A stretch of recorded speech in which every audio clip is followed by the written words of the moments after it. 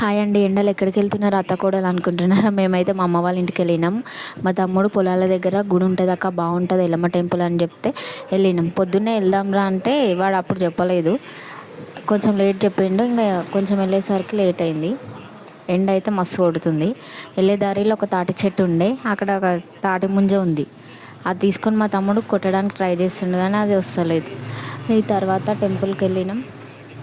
వెళ్ళి దర్శనం చేసుకొని కొబ్బరికాయ కొట్టేసి కొద్దిసేపు అక్కడ కూర్చున్నాం. గాలి అయితే మస్తు వస్తుంది. అక్కడ వేప చెట్టు ఉంది, అక్కడ చాలా బాగుంది గాలి అయితే మస్తు అనిపించింది. తర్వాత మా అక్క ఇంకా వెళ్ళిపోతే సాయంత్రం అయింది కదా, మళ్ళీ చీకటి అవుతుంది అని చెప్పి వెళ్తా అంటే మా చిన్న పాప నేను కూడా వస్తాను అని చెప్పి మస్తు ఏడుస్తుంది. వద్దు నాన్న, మళ్ళీ మనం నెక్స్ట్ వీక్ వెళ్దామన్నా అస్సలు ఉండట్లేదు.